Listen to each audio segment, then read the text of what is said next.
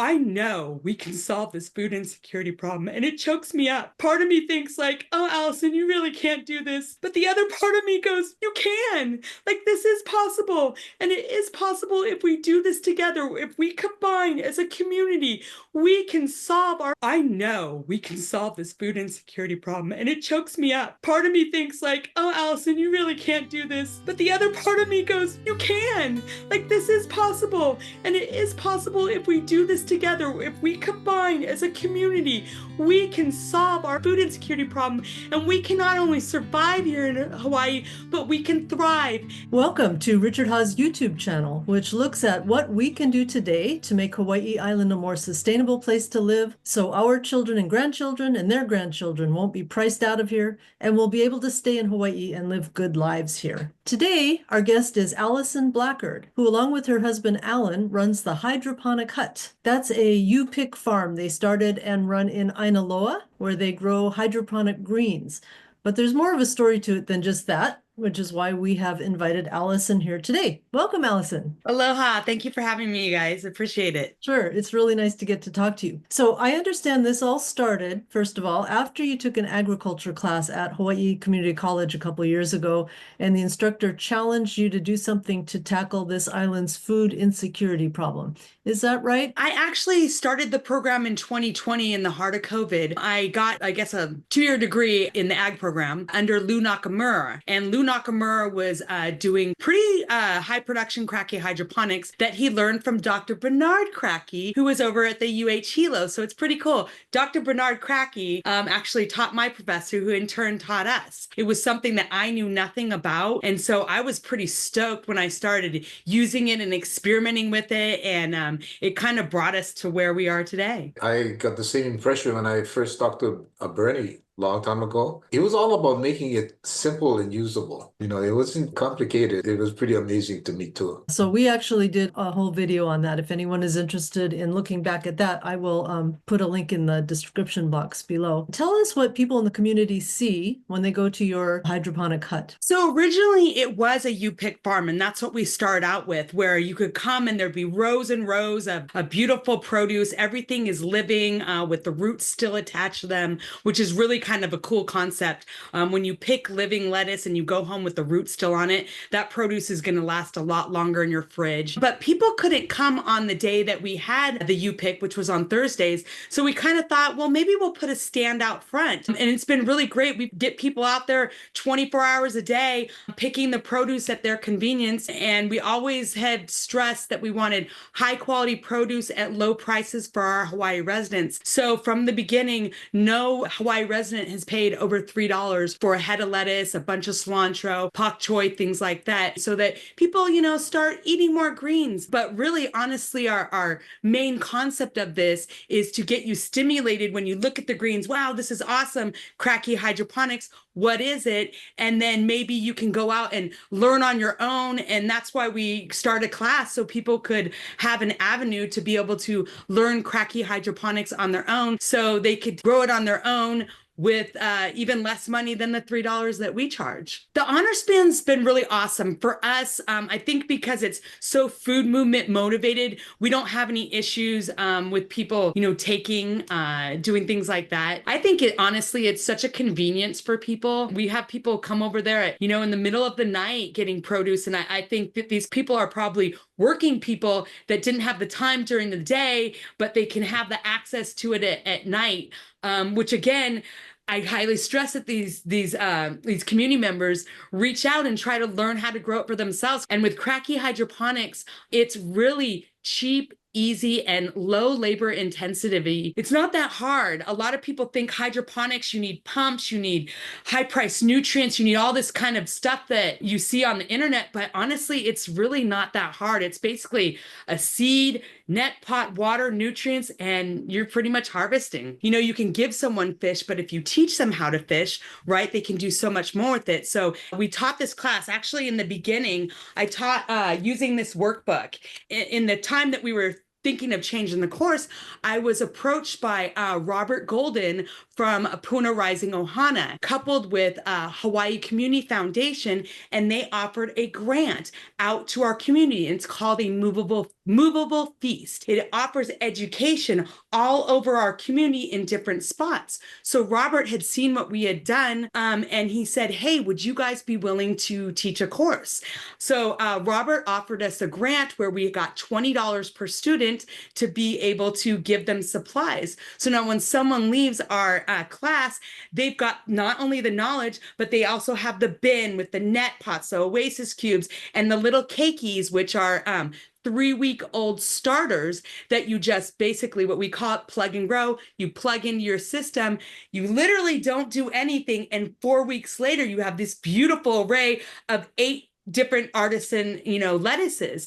And really for us, it's like one of those proof of concept. They see that and they're absolutely amazed that they didn't need to do anything except for what they initially did in the beginning. And they're harvesting in about 4 weeks from leaving class. Again, it's a 3-hour course, very hands-on. We have 4 different stations. First one is plug and grow. Second one is learning about rat lungworm and protection here. Because I don't know if you guys know this, but we're one of the highest rates of rat lungworm in the entire world, including actually our Puna district. It's actually the highest. Rat lungworm, it's carried mostly in the slugs, and they want to get to the water. If your lettuce is sitting in the ground and growing in soil, what these slugs do is they go right into the middle of your lettuce because that's where all the water pools. What we do with the cracky hydroponics is we grow high on tables. Slugs don't fly.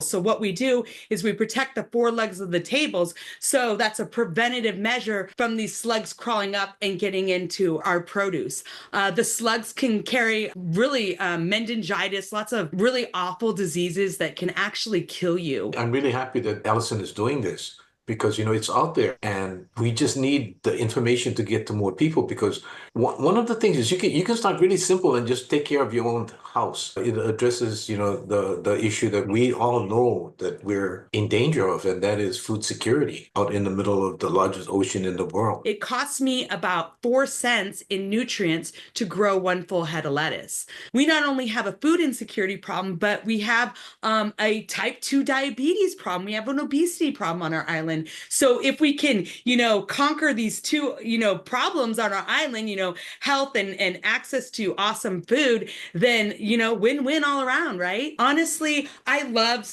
growing the produce and I love walking through my farm and everything like that. I love giving produce. I love giving people access to it. But honestly, our big concept on this is teaching people how to do it. So if you're not buying produce from us anymore, it's because you're growing it. That's a win for us. Honestly, that's another person under our belt that has learned to do this. And hopefully, and I know it's going to happen, those people are going to teach other people, and they're going to teach other people, and they're going to see their family members doing it. And it's going to be just this trickle effect. But we also know that not everybody can grow it for themselves. It's our responsibility as a community to give access to these fresh, awesome greens to people who maybe can't grow it, maybe kapuna who can't grow it, or, people that just don't have access to this. So that's why huts like ours and other huts that our students have created are very important in our community, to give access to those greens to people that, maybe can't grow it for themselves. Richard, it must feel good to, you were growing lettuce and tomatoes and all these different things. It must feel good to see that being carried on, other people taking up the reins and doing what you were doing. Oh yeah, absolutely. It's been on my mind for a long time, since 2007 when I went to the first Peak Oil conference. I realized what the implications were, and that's exactly what Allyson folks are addressing. It's not that easy because you've got to do all this teaching. As a percentage of the population, farmers is a small percentage. So most of the other people, they have no concept of what it is to train people to realize that, wow, this can be done. And there's the other implication is that if you show kids that there's a way that you can make a living doing this, multiple income streams, the next generation will get into it, because you don't see very many young people just by themselves getting into farming. It's really difficult to get into farming. So kids don't really want to get into it and lose money. The pluses got to exceed the minuses or it's not workable. So we got to figure out a way to make this workable so that the next generation want to go in and do the most honorable thing that can be done, which is feed your own people. Yeah. Right. So yeah, your question was, how do I feel about it? I'm really enthusiastic. Well, when you talk about it, we are creating small farmers. We literally are in our classes creating small farmers to go out there. So I think that's pretty cool. I never actually even thought of that, part of it. Home Depot, I went in there and I approached them. Again, I was scared. I was intimidated because they're such a big company. And I just asked, I said, hey, could I get a discount or, maybe, something at cost or something like that.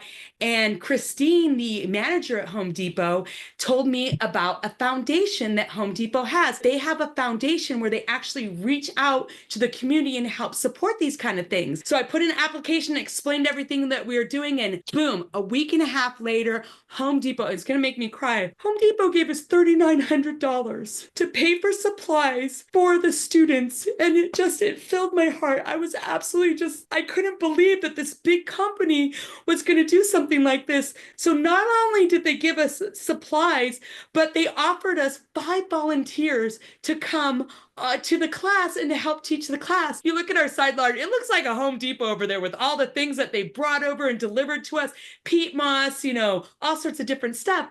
And the cool part about it is that money not only is supplying this class, but it's supplying our class in May that we're having, our class in June. I'm actually going to use some of the funds because I have another free class that we're offering at Hawaiian Beaches Parks and Recreation on May 19th. And I'm going to use some of the supplies that I got from Home Depot over there to that class. Our motto is growing Hawaii together, and we put it on our caps and all of our stuff. It's about growing our food, together, but also growing us together as a community. I just want to say again, that I'm always going to be here for you. What I want to do is exactly what you're doing, is making it bigger and bigger and bigger. So whatever I can do to help, I'm more than happy to help. Awesome. We do need help to get this to the next level, but it takes people like Richard and other people in the community that are offering us, different avenues to do this and different support. We like to support anybody that wants to create a hydroponic hut in their community. So we have a hydroponic hut,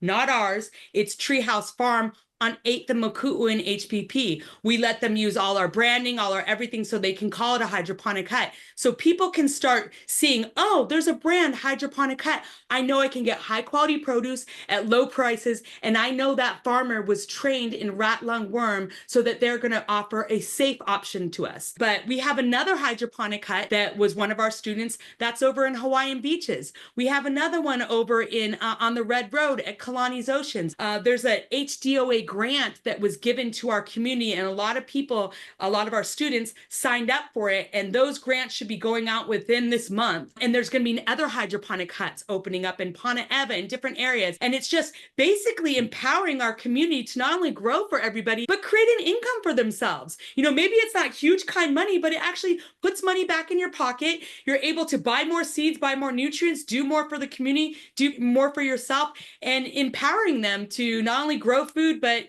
grow a stable source of income for yourself. Our hydroponic hut is in Ainaloa, and it's Pahoa, and it's at 16-2154 Rainbow Drive. It's an honor stand. We have a little Venmo that you can pay with Venmo, but we also have a little pay box that you can put your $3 cash in there. We have directions on it. I give you information about hydroponics on there. I think this was really great. I'm so happy to have the opportunity to spread her message. More and more people are interested in the concept. It's in the back of people's mind. They know that we got to do something. So the timing is perfect. This way, I look at it as a cheap, easy, fast way to get the education and food out to the community right now. I feel like, and honestly, in my heart of hearts, I know we can solve this food insecurity problem, and it chokes me up. Part of me thinks like, oh, Allyson, you really can't do this. But the other part of me goes, you can. Like, this is possible. And it is possible if we do this together, if we combine combine as a community,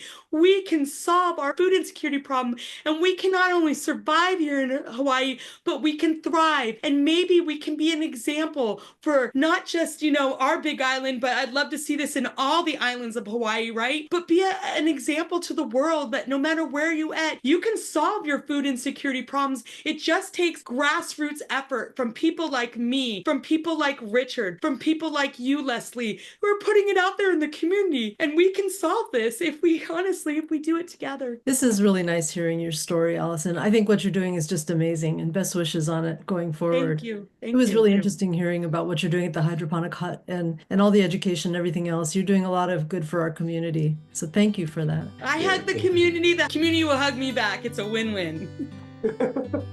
I love that. All right. And thanks everyone for watching. We will be back in 2 weeks with another episode of Richard Hawes Vlog. Ahuiho.